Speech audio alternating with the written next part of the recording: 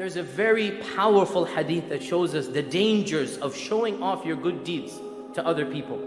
And that is the hadith reported in Bukhari and Muslim, in which we learn that the very first people who will be called to task on the Day of Judgment, and the very first people who will be rewarded or punished on the Day of Judgment, will be the Hafidh of the Quran, the martyr, the shaheed, and the one who gave of his money all the time for the sake of Allah.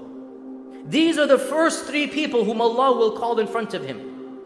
And as everybody is looking at them, they will think Allah is honoring them, Allah is rewarding them, Allah will give them the first share of the pie of Jannah. So Allah will ask this Hafidh, why did you memorize the Quran and why did you recite at these gatherings and at these masajid? Why did you go and do this? So the Hafidh will stand up with pride and he will say, oh Allah, I did it to bring honor to your book. I did it for the izzah of the religion, for the glory of the religion. I did it for your sake, oh Allah. And Allah will say, kadhabta, you're lying. And the angels will agree and say, you are lying. And the books will be brought forth and it will be clear that his intention, Allah will say, your intention was not to please me. You recited the Quran so that people would call you Qadhi, Hafiz, Sheikh. And they did. So get your reward from them. And then the second person, the martyr, the one who waged a legitimate expedition and he gave his life for the cause of Allah subhanahu wa ta'ala. He will be asked, why did you spend your life in the way of Allah? And the man will say, because I wanted to bring help to the religion.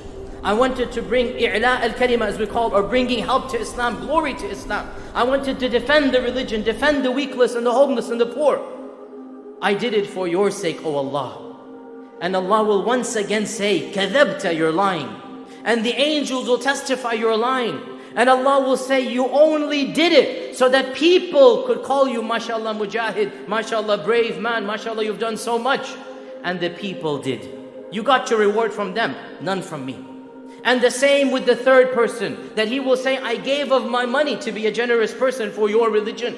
And Allah will say, you only did it so that you could be known in the community, so that people would call you generous. And that is exactly what they did. And then Allah will punish these three in front of all of the creation. And they will be the very first people to enter the fire of hell. Wal-'iyadu billah. And Abu Hurairah was listening to this hadith and the Prophet ﷺ tapped his knee.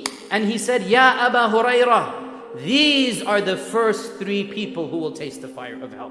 The Hafidh and Qadhi. And in one riwayah says the scholar and the orator. May Allah Azza wa Jal protect all of us. And the one who is a shaheed, the martyr. And the third one is the one who is generous. Why? Because their intentions were not correct. They had this mixing of intentions. They wanted to show off their deeds.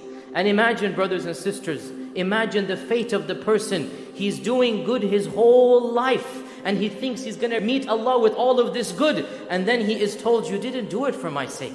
You did it for your own ego. You did it to inflate your own prestige on the people. Why are you wanting me to reward you when you didn't do it purely for my sake? Imagine the fate of that person. And therefore, brothers and sisters, we need to make sure we are not that person. We are not that person on the Day of Judgment who is told you wasted your whole life and all of your deeds will be thrown back at your face.